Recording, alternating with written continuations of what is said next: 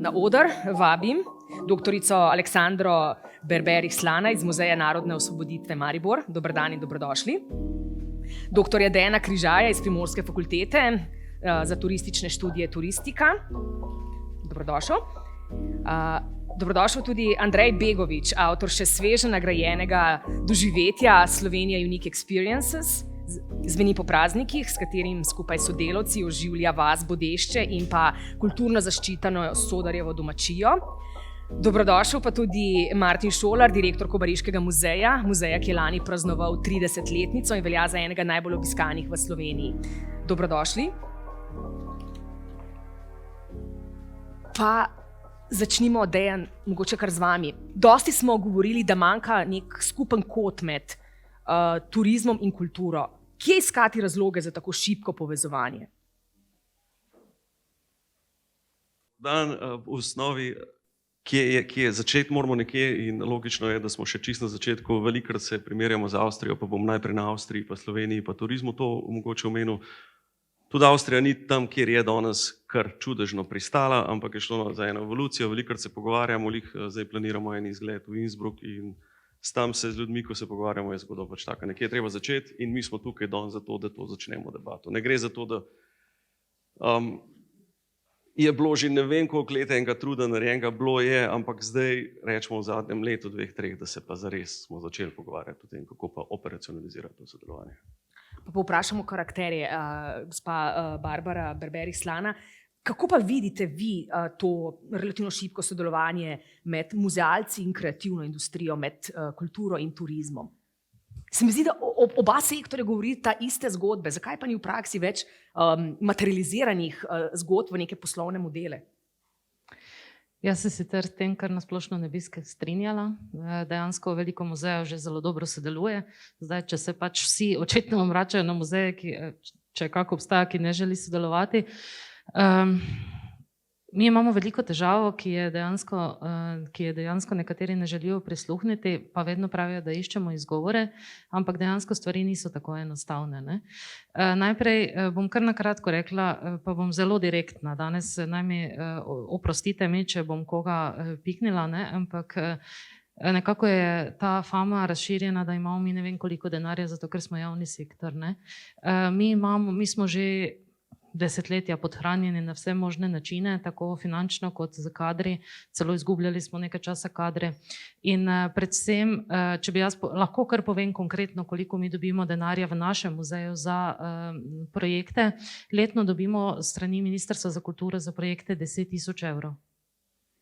Na srečo imamo seveda mi tudi soustanovitelja, ki nekaj več, pa nekaj dosti več vloži v nas.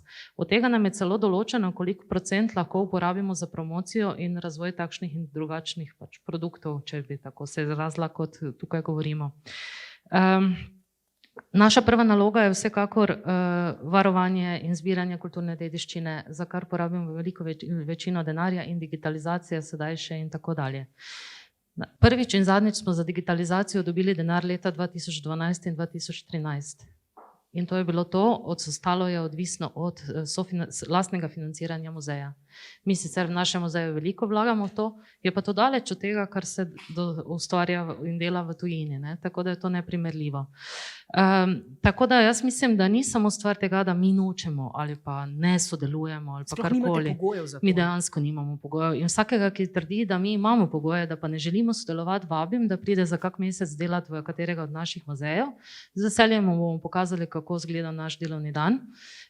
Pa zdaj ne govorimo o našem muzeju, mi dosti sodelujemo, še bomo o tem veliko prej govorili, ne? Ampak smo v velikih težavah. Druga stvar, ki bi jo pa želela, na katero bi želela opozoriti, pa je, da do sedaj za kulturo v turizmu sploh ni bilo velikega interesa. Jaz sem imela oziroma Skupnost muzeja Slovenije pred kakšnim mesecem gostovala eno mednarodno konferenco, na kateri smo govorili o različnih področjih in v glavnem primerjava kolegov oziroma s tem, kaj se dogaja v tujini, je tako ali tako sama po sebi bila grozljiva, ne?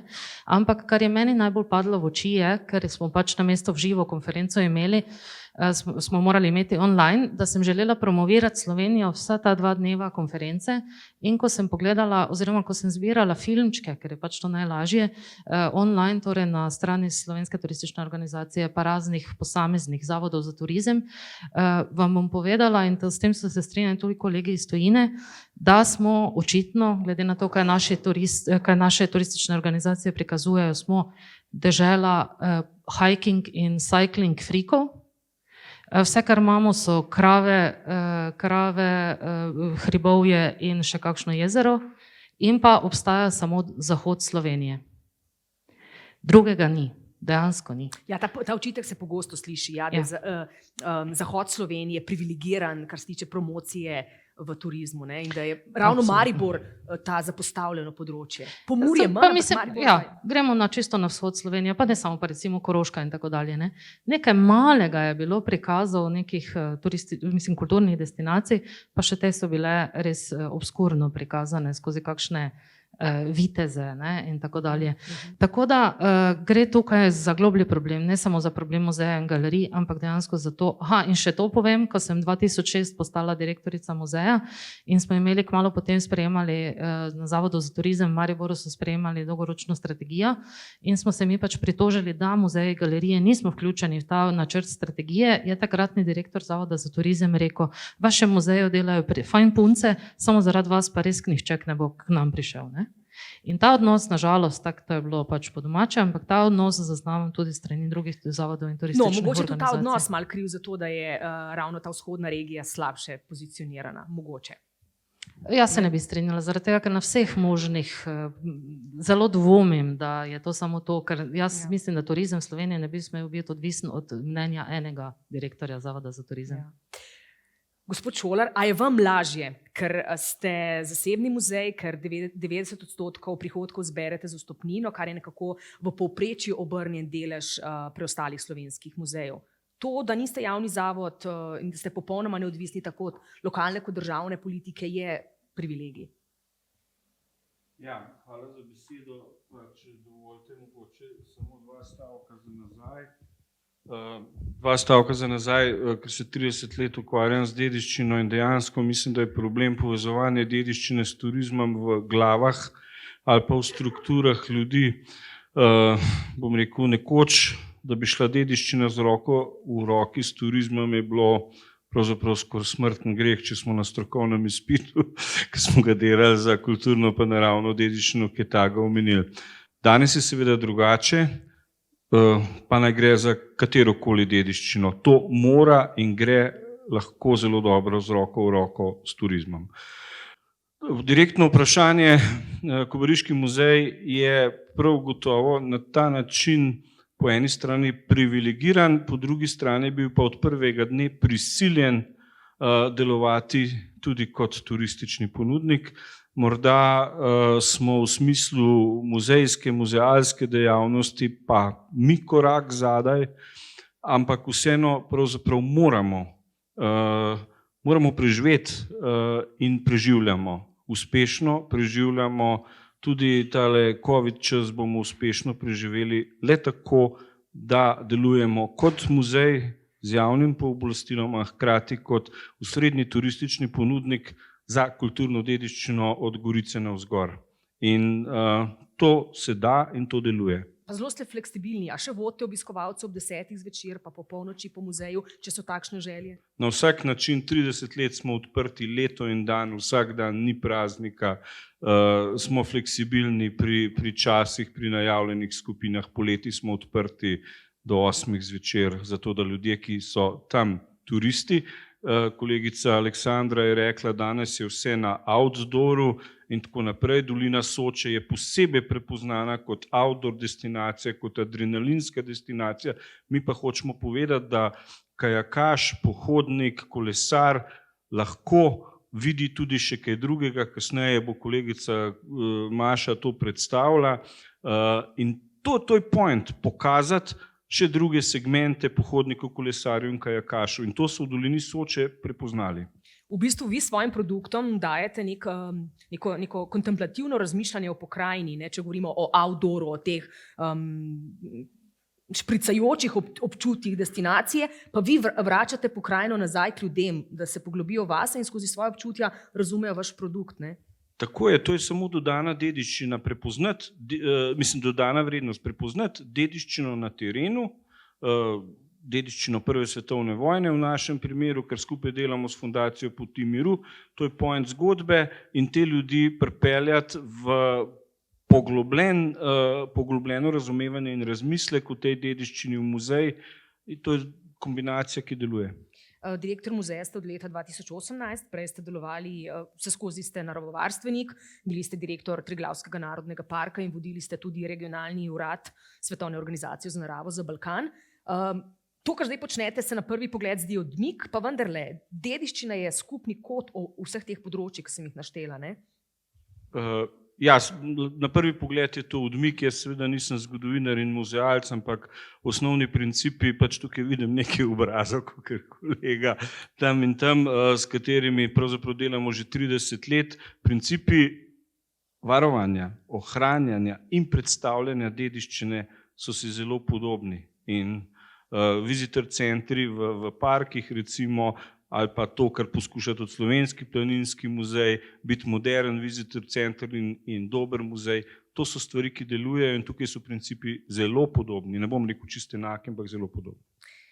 Andrej Begovič, turistični delavec in varuh kulturne dediščine v bistvu, ne? In čestitke še za sveže priznanje za produkt Zveni po praznikih, Slovenia Unique Experiences. Kje v praksi vidite izzive, kar se tiče povezovanja turizma in kulturne dediščine, glede na to, da vi z vašim okoljem in somišljeniki oživljate ljudsko glasbo, oživljate kulturno zaščiteno domačijo, Sodarjevo domačijo, ki jo občina Bled ni na nek način tako vnesla življenje, kot ste jo vi? Ja, v bistvu občina je imela pred leti eno vizijo, da bi jo oživela, ampak potem so kar se umaknili z projekta, smo v bistvu že se prijavljali na evropski projekt. Potem pa kar z danes na jutro so se odločili, da ne grejo s projektom naprej. No, tako da pol jaz in kolegica sva se odločila, da probava oživeti domačijo, ker je iz 1646 tega leta in v bistvu smo gruntali oziroma ugotavljali, kaj bi lahko naredili tam. In smo skusili prikazati. Delovne brigade, moramo poudariti, ne? Ja, v bistvu sva izbrala, ker hkrati sem tudi predsednik Kulturno-umetniškega društva Bled in v bistvu ene najstarejše folklorne skupine na Slovenskem. In smo se odločili, da, oziroma z Urško, ki je moja kolegica, ki peljeva tudi ta projekt, sva se odločila, da zbereva še 5 ostalih iz kulturnega društva, ki so taki zanesenjaki in zapeljemo Sodarjevo domačijo v tak živi muzej, bi lahko rekli, da prikažemo praznike v Prešernovem času, z živo glasbo, z ljudskim izročilom, ljudskimi pesmimi in ljudskimi vižami in hkrati tudi vsemi stvarmi, ki so povezani s prazniki v Prešernovem času. In to je doživetje, ki ne vključuje samo turistov, ki iz nas ne dela turiste, ampak vključuje tudi vaško lokalno skupnost. Ne? Ja, in to se mi zdi ta dragocen doprinos tega produkta. Ne? Ja, povezali smo se v bistvu tudi z lokalnim prebivalstvom, tudi pred samo izvedbo dogodka smo tudi parkrat izvedeli testne dogodke, ker smo domačine tudi povabili, da so nam tudi dali kakšno kritiko, ker vsekakor kritika je dobrodošla, tudi če je negativna, ker potem tudi skušaš popraviti določene stvari. Hkrati pa povezovanje z lokalnim okoljem je tudi prispevalo k temu, da smo dobili tudi različne stvari oziroma tudi različne predmete iz okoliša, ki smo jih vključili v samo Sodarjevo domačijo, hkrati pa tudi zgodbe, ki jih vključujemo iz lokalnega okolja, tako da je zmer dobrodošlo sodelovanje z domačini in s krajem. Ste dober primer, res, kako se povezuje kreativna industrija. Dosti emotiven je ta produkt, ne? Potem, ko izvedete ta glasbeni performance, ta ples v sobi, ne? Se res zgodi en magični trenutek, ko zreš v vaškega godca na sliki, katerega dediščino ohranite skozi vaš produkt. Ne? Ta čustva sta na en zelo perfiden način uspeli v doživetje vplesti. Ja, lahko rečem, da se res čisto vživimo v vlogo Povejte, kako so jokali angleški lordi. Ja, pred leti je blejski župan pripeljal lorde, ki pridejo vsako leto na Bled, že vrsto let. Iz svojih graščin. Ja, in župan se je odločil, da jih pripelje na Sodarjevo domačijo v adventnem času, in ko smo jim prikazali v bistvu naš dogodek, ki si ga lahko tudi pogledate na spletni strani, malo informacij ali pa na YouTubu zveni po praznikih, so na koncu jokali, ker enostavno so rekli, da niso kaj takega doživeli, ker mi res skušamo goste, ki pridejo na našo domačijo, zapeljati tako, kot da so naša žlahta ali pa prijatelji, in jim prikažemo, kako so v Prešernovem času praznike praznovali. Tako da jih tudi probamo uživeti v to vlogo, ni da so samo prišli na dogodek kot opazovalci. Dejan, ali so taki dogodki indikator tega novega vala turizma, ki prihaja dan potem, ko pandemija izveneva? Na nek način živimo v zelo digitalizirani dobi, vse se digitalizira, kulturna dediščina in tako naprej. Ampak hkrati pa velik del popotnikov hrepeni po analognih potovanjih, ko odložimo vso breme digitali na stran in smo retro turist. In kar hočem še vprašati, čas je za zelo osebna doživetja. Kolikor se na eni strani turistični produkti digitalizirajo, pa na drugi strani zelo osebni postajajo. Drži. Pa še ena razlikovanje moramo v turizmu novega veka se pogovarjati. Eno digitalno, analogno, drugo je pa stage, non-staged. Govorimo o tem, a pridem pa začutim, ali pridem in začnem jokati. Mislim, a pridem, a začutim, da je nekdo tam, ki čaka, kdaj bo šel domov, ki ima nekaj drugega počne, a ga začutim, da je pač kot da je tam se rodil in tam živi, kot smo pri Andreju to videli, ko smo bili na obisku kot komisija. In veš, kako je to. Tako da, ko sem prej govoril o evoluciji, te stvari se morajo, če hočeš, da pridemo do non-staged faze, se morajo organsko zgraditi. In rabimo take lokalne rakete, ki to so sposobne pač lokalno skupnost skupaj sestaviti. In ko se pogovarjamo o tem, kaj želimo doseči, želimo doseči, ko govorimo o takih lokalnih doživetjih, popolnoma integriranih v lokalno okolje, avtentičnost pomeni, da nekaj počnem zato, ker to počnem, ker tak pač sem, ne zato, ker hočem nekaj kazati navzven. In naš cilj je torej, da dosežemo eno tako energijo, kot je v Andrejevem primeru, ko je najenostavneje za nazaj, gledamo evolucijsko, rečemo, tako izgledajo gasilske veselice, tako izgledajo oratoriji, ko se ljudje pač sestavijo skupaj in nekaj naredijo, ker hočejo nekaj narediti. In Andrej se mi zdi to, da so začeli vam prinašati stvari, drugi, da jih dodajajo v to vašo domačijo, je signal, stvar je stekla.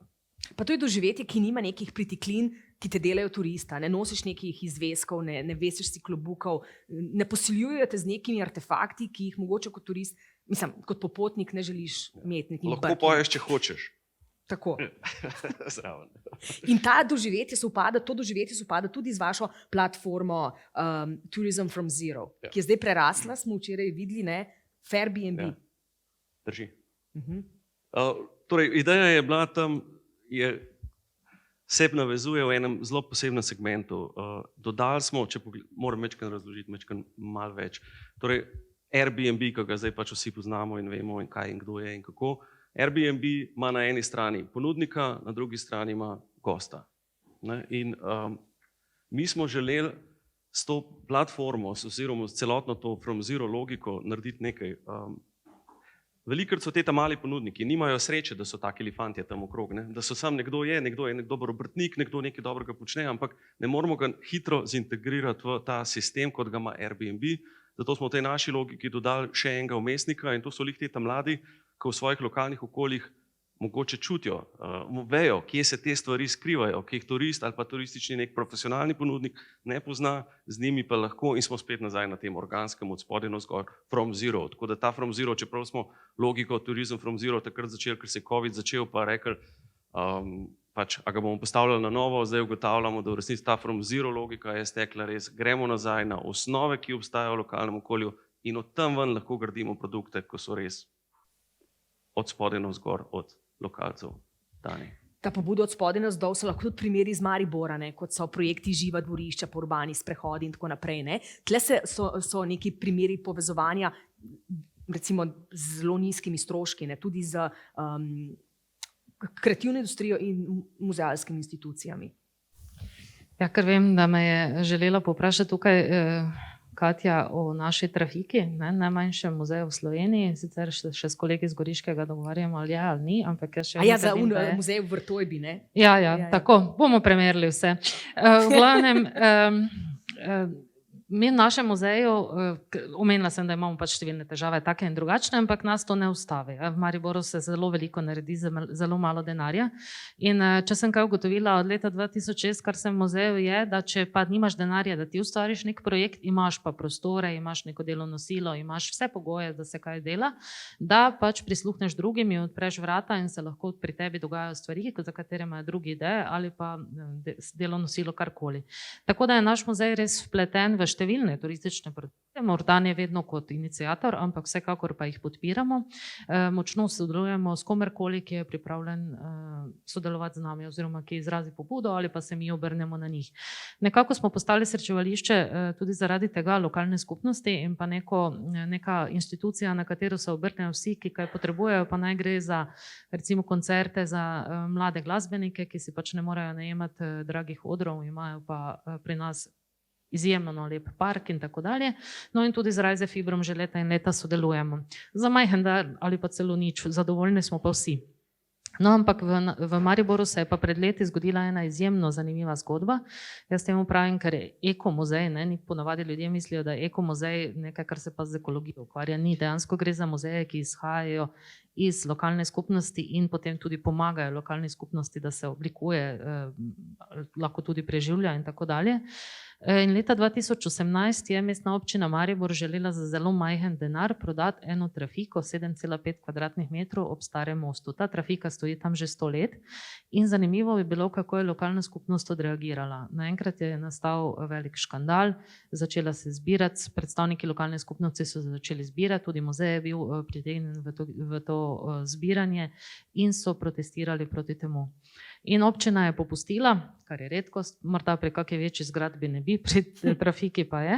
In je prišla v upravljanje našega muzeja, s tem, da si je donator privatni potem obnovo te trafike pripravil za to, da smo sploh lahko muzej in celo Mestna občina Maribor se s financiranjem vključila, tukaj jih res moram pohvaliti, ker prisluhnejo. In danes je tam najmanjši muzej, še vedno trdim, v Sloveniji. V glavnem gre za eno tipično trafiko, danes se tam cigarete in tako ne dajo kupiti, ampak imamo pa predmete, ki so se nekoč lahko kupili, tudi cigarete na kos še in take stvari. In v tem muzeju je zanimivo, da je na mesto legend govori naš trafikant, obertrafikant, mi pravimo, kot bi v starih časih rekli v Mariboru. Tako da tisto klasično vlogo legende v muzeju in pripovedi je prevzel oseba, ki je trafikant, čeprav je kustos in tako dalje. In kar je zanimivo pri tej trafiki je, da je postala srečevališče lokalne skupnosti, ne samo muzej, ampak tja se zatekajo vsi, ki pridejo mimo, vsi turisti in domači, ki imajo kakšno vprašanje. Razširila se je zgodba, kar je zelo zanimivo, da če hočeš najti pravo ljubezen, moraš v to trafiko priti, zaradi tega, ker je trafikantka nekdanja 2 moža tam spoznala. Pa noben ni se ločila, ne? Pač vojna je prišla vmes in tako dalje. Tako da smo postali v roku zdaj 2 let, 3 let dejansko nek fenomen na teh nekaj kvadratih. Dodatno je pripomoglo, da je naš trafikant v enem trenutku na mostu rešil življenje človeku, ki se je želel vreči v Dravo. Tako da se je ta zgodba kar plete, postali smo nekakšna, jaz vedno pravim, dramatična točka. Ja, in čeprav je kar daleč od muzeja, je kar nekaj hoda, recimo 20 minut, so to postala stranska vrata v naš muzej. Torej tisti, vseeno, ne, pred muzeji še mogoče ima kdo, to so impozantne zgradbe, pa ne vstopiš morda kar tako, ne. V trafiko pa pride čisto vsak, ne. Svoje zgodbe delijo, predmete prinašajo tja, se informirajo o tem, ker smo postali tudi, oziroma smo prevzeli vlogo tudi kulturno-informacijske točke, ne. Če imamo turistično-informativno, je pa ta kulturno-informativna in res se veliko dogaja na teh 7 kvadratih. Kakšno transformacijo torej v vsem slišanem napovedujete na korelaciji dediščina turizem, tudi v luči novega turizma, ne? Ja, meni je pač, jaz lahko recimo svojega stališča rečem, ne, da to mora biti povezano na vse mogoče načine, ne. Da se bodo morali tudi tisti muzeji verjetno so še takšni, ki se temu opirajo, vsekakor priključiti. Kot je rekel kolega, mi tam je odprto po dnevi in po noči, tudi mi pri nas otroci lahko preživijo noč v muzeju, dobesedno prespijo v muzeju. Treba je pač se prilagoditi novim časom, novim potrebam, novim zahtevam, pozabiti, da so nekoč bile te ustanove kabineti čudes, ne, da so obstajalo več omejitev kot pa pravic obiskovalcev. Jaz mislim, da denar pa vse to, čeprav sem prej pojamrala, to je velika težava, zato pa lahko odpremo svoja vrata, damo možnost za razvoj tistim, ki imajo pa ideje, pa recimo kaj takšnega, ne, kot je kolega prej govoril. V glavnem, moralo se bo to veliko bolj povezati, pa ne samo strani muzeja, tudi strani turističnih organizacij. V glavnem, morali se bomo začeti pogovarjati, ne samo obtoževati drug drugega, zakaj to ni ali pa zakaj ono ni. Ne. Muzeji še nikoli nismo bili vključeni v izdelavo kakšne strategije in tako dalje. Ne. In tukaj se bo moralo začeti, ker pri nas je volja, svoje strani lahko govorim, res imamo voljo, ampak še nikoli nas nihče ni vprašal, kaj je tisto, kar mi lahko. Je pa res, recimo, da se je letos razvija en turistični produkt po poteh mariborske industrije, katerega ideja je ravno z našega projekta, enega starega izšla, ampak nismo imeli dovolj delovne sile, da bi to stalno izvajali.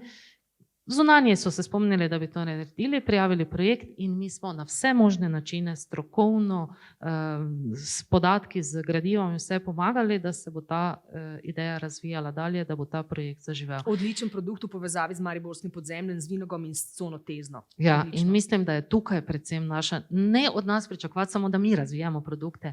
Dajte nam možnost, da vam pomagamo, da vi razvijate produkte. Ja. Beseda, prej sem uporabil raketo. To je to. Odprta vrata, mora biti, če govorimo o inovacijah, je itak nekdo, ki lokalno želi nekaj novega narediti, novega spaketirati skupaj in vas doda zraven. In če vi rečete, sorry, pri nas se lahko samo gleda, nič dotika ali karkoli, ali pa rečete, lahko postane del tega doživetja. Tako kot ste rekli, da se odpirajo. In to je to. Treba je najti povezave, niso zmeri samo strategije tiste. Nekdo morate imeti pač srečo, da je nekdo lokalen, s toliko energije, ki želi nekaj novega, res dobrega narediti, vi pa lahko svoje vsebine odlično dodate. Tu je morda samo, ne, prihaja pa včasih do razkoraka, ne, da ima nekdo idejo, ki pa zgodovinsko Ne pije vode. ne pije vode. Ne. Tukaj pač muzej mora svojo vlogo odigrati brez hude krvi. Ne. Tu pač, ne. Tako da tu je treba se nekako vse pa dogovoriti. Ne. Varuhi profesionalnosti ste pa vi. Tako. Gospod Šolar? Ja, če sem na začetku rekel, da je problem sodelovanja v glavah, nisem mislil samo nas, dediščinske stroke. Malo tega problema je, to moramo priznati. Po drugi strani pa primer, ki ste ga Aleksandra navedla, v zvezi z razumevanjem strani turizma, seveda obstoja. Jaz si upam skoraj trditi, da tudi v dolini Soče je bilo to razumevanje preslabo, prešibko tega našega dediščinskega turizma, da je bilo usmerjeno bolj. To je bilo mogoče odvisno spet od nekoga, ki je to vodil. Pa ko se ljudje zamenjajo, je priložnosti več. Mi zdaj tako priložnost recimo vidimo. Rad bi pa poudaril, da imamo srečo, dediščinski turizem, Pot miru, Kobariški muzej, da delujemo pa v skupnosti Julijskih Alp, ki je res seveda na zahodu in izjemno močna, daje 25% vseh nočitev v Sloveniji, ampak tam je razumevanje za dediščino večje kot morda samo v turizmu Dolina Soče. In zato smo močnejši in zato se povezujemo z njimi. In Pot miru postaja produkt Julijskih Alp, ne samo Doline Soče in Kobariški muzej tudi. In se skupaj predstavljamo in to je pol moč. Je pa to včasih težko, da prebijemo te miselnosti. Razumevanje dediščine je pa tudi stvar ponosa, ki mogoče imate vi več kot drugod. Ali pač nekega zgodovinskega trenutka. Ja, dediščina prve vojne je seveda v Sloveniji zelo, zelo specifična. Mi večkrat povemo, da tisti, ki so v času med obema vojnama pomnili, kaj se je dogajalo, so na to gledali z grozoto, ker so jim tam umirali očetje, so bili pohabljeni očetje, ker so bili razdrte družine in tako naprej. Tisti čas v Zgornjem Posočju je bil čas fašizma, drugih pritiskov, prišla je druga vojna, spet druge tekovine revolucije, ne me narobe razumeti. In pravzaprav šele vnuki ljudi, vnuki vojakov, ki so bili, so se začeli tam konec 80-ih, 90-ih let zanimati za te stvari In to je bil tudi čas teh velikih družbenih sprememb, ki so se takrat v Evropi dogajale, ki so dale drugo perspektivo na vse skupaj. In seveda ljudje v dolini Soče so izjemno ponosni na to dediščino in tam se mi ne malikujemo, bom rekel, poražencev in zmagovalcev, dediščino negujemo z enim samim poslanstvom, poslanstvom miru. In na to smo izjemno ponosni. Zakaj ste se lani odločili povezati z, kar se tiče enotne komunikacijske podobe, s Fundacijo Miru, ki je praznovala 20 let, Kobariški muzej pa 30? Ko govorimo o tem sodelovanju, se mi zdi to pomembno. Enostavno zaradi tega, ker pravzaprav imamo kar precej istega poslanstva, ne popolnoma, ampak kar precej, zato ker se je mlajša sestra pravzaprav na nek način razvila ali pa rodila 10 let za starejšim bratom, ker smo sosedje in ker mislimo, da skupaj zmoremo več. Andrej, Bled, naša turistična ikona, paradni konj turizma, na eni strani in premalo izkoriščeno blejsko podeželje na drugi strani. Ne? Ja, definitivno je. Kako vidiš to diskrepanco? Ja, v bistvu je zelo težava, ker gostom hočejo na Bledu prikazati grad, otok in se zgodba že zaključi. In mi smo zaradi tega razvili ta naš produkt, ker hočemo tudi okoliške kraje, v bistvu podeželje prikazati tudi na zanimiv način in za turiste, kakor tudi prikazati dediščino pač tega okoliša. Kakšno je torej razumevanje kulturnega turizma in sodelovanje kreativne industrije, kulture in turizma na Zavodu za turizem? Zavod za turizem nas je kar podprl, to lahko rečem. In tudi Zavod za turizem je tudi zdaj razvil produkt, lokalni produkt, kako se že imenuje? Ne, imajo prav. Zdaj so v bistvu stvari in hrano pač certificirali, potem bojo pa tudi doživetja, no, delajo na temu. Uživeli so tudi Riklijevo pot, no, tako da so začeli delati na temu. Ali se pogreša, da bi se bolj jasno odločili, kakšne goste se želi sprejemati na Bled, ne vse povprek in vsakogar? Zdi se mi, da Bled nima še ene čisto točno določene strategije, v katero smer bi želel iti. Tako da je v pripravi, ampak ne vem, če bo šla v pravo smer. Ampak to negotovost pa izrabljajo bližnje destinacije, kot je Radovljica, ki pa razvija neko drugo smer, zelo kreativne ponudbe in povezovanja. Radovljica je pa res primer zelo dobre prakse. So imeli tudi... Nimajo tega bremena, da so neka ikona turizma, ne? Ne, res je, začeli so iz nič, ker tudi poznam gospod Natašo, smo jo tudi malo svetovali od začetka. Je tudi mene in eno kolegico vključila, ki so zaštartali in lahko se povežem tudi na Dejanov prejšnji naziv Raketa, je bila Nataša tudi Raketa v Radovljici. Žal pač zdaj odhaja na druge pota, tako da upam, da tiska bo prevzel, da bo znal dobro krmariti tudi vnaprej. Dejan, včeraj je Tomo Čeh veliko govoril o prihajajoči turistični strategiji, dosti je bilo govora o kulturnem turizmu, hkrati pa, kot je Aleksandar prej izpostavila, pa se v pisanje te strategije ne povabi takšnih institucij. Zakaj to?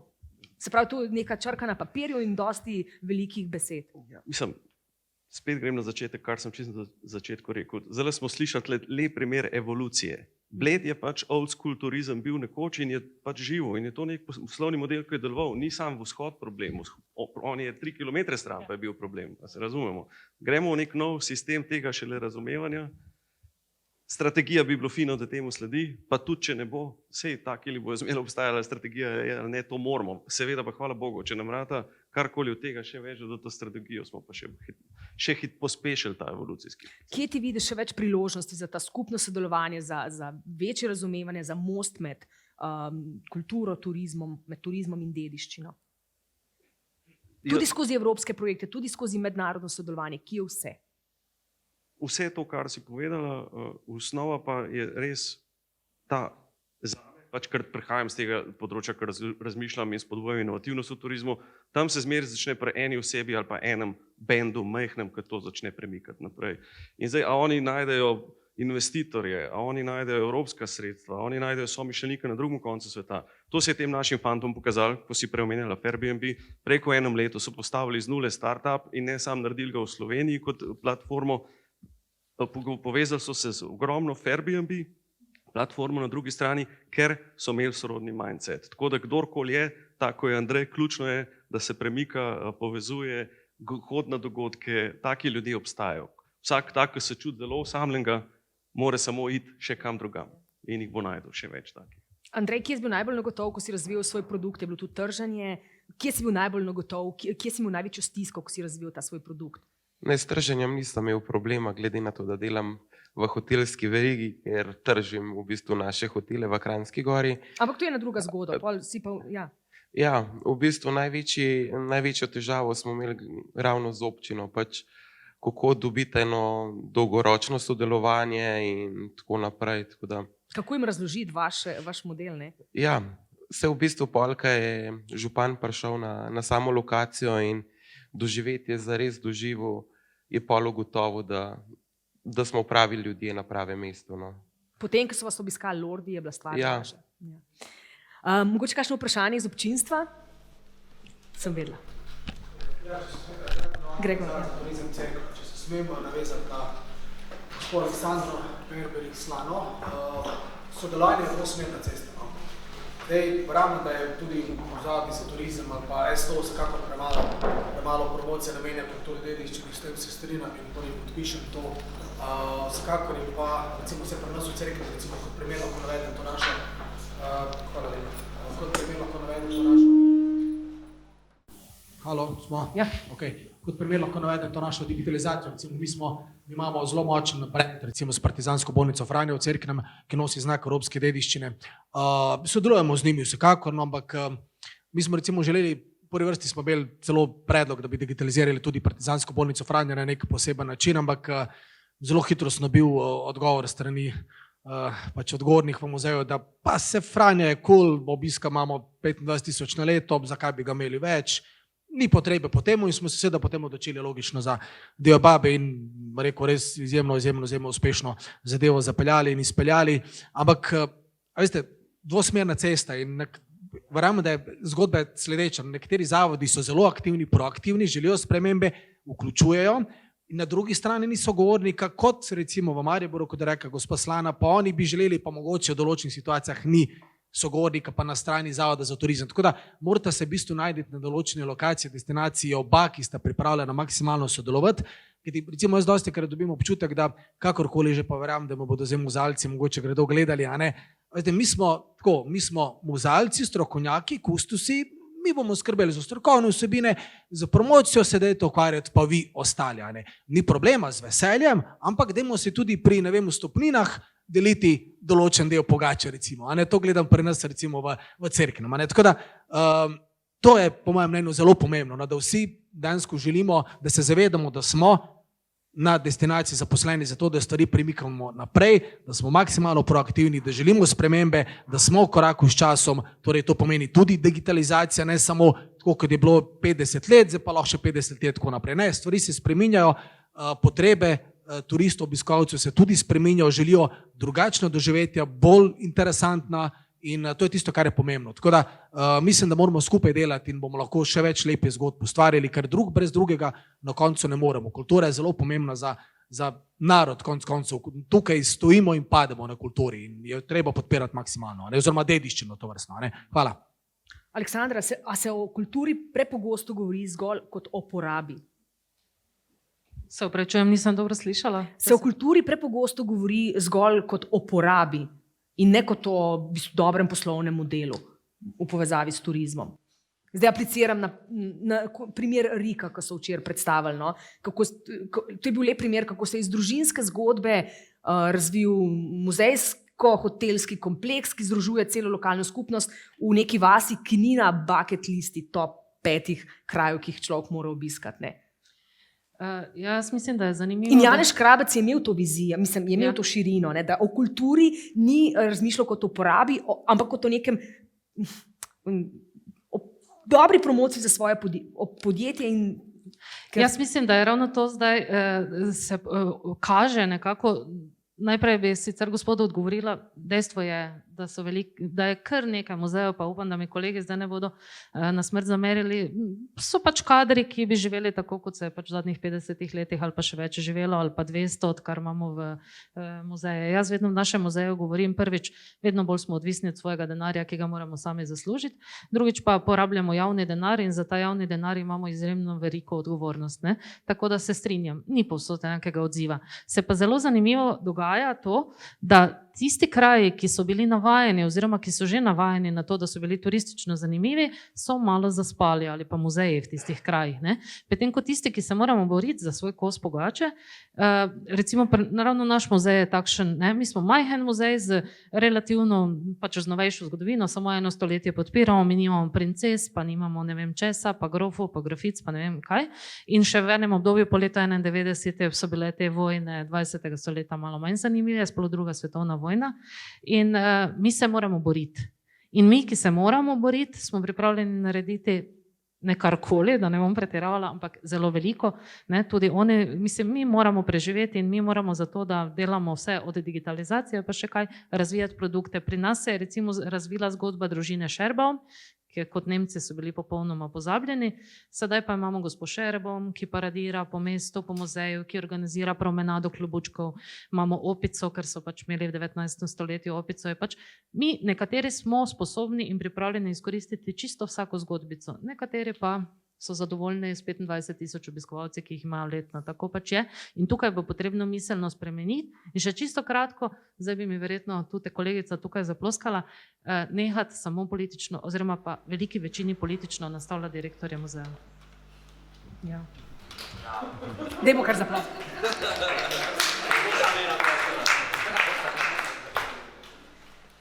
Jaz bi dodal še to, ko se je zgodil razpis Ministrstva za MGRT-ja za digitalizacijo kulturne dediščine, je bil storjen en pomemben korak. Hkrati smo pa ugotovili, da je bil to razpis za turistične destinacije, ki so pa bolj ali manj vključevale muzealce, dediščinske ustanove. To je bila ena od napak, bom rekel, in na začetku pravzaprav turizem ni vedel, kaj je tudi ta digitalizacija. Eni so mislili, če bomo na nov prospekt oblačke v Photoshopu delali, to je že tudi digitalizacija, saj na nek način je. Ne? In pravzaprav smo prihajali do težav, da turističnih destinacij, ki so lahko kandidirale, nismo uspeli tudi tam, kjer je bila volja in moč prepričati v, bom rekel, neke produkte, ki bi bili dolgoročno najboljša dodana vrednost. In so bila ta odločanja včasih taka ali drugačna, tako da je naša skupna naloga, zdaj bom rekel, in turizma, in varstvenikov kulturne dediščine, da na naslednjih razpisih te stvari poskušamo pripraviti boljše. Ali vas bo uspeh Doline Soče z velikimi številkami obiskovalcev uspaval? Ja, veliko število obiskovalcev v 2 mesecih ne pomeni, da se mi lahko uspavamo. Naša sezona je mnogo daljša. Naša sezona je skoraj lahko rečem celoletna, tudi bom rekel trend v Kobariškem muzeju od Velike noči pa do konca oktobra je naša sezona. Tako da turistični delavci, ki govorijo, kako so zadovoljni, seveda, ker 2 meseca je bilo poln, kar je poln vedno. Mi pa želimo biti prisotni pravzaprav vsak dan, tako da to nas ne sme uspavati in moramo delati na tem, da bomo sezono turistično podaljšali, kar bo prineslo tudi, bom rekel, tisti plus muzeju. Tako, na tej točki zaključujemo to razpravo, tako vetru jadra in dosti poguma pri sodelovanju. Tako da, hvala lepa vsem.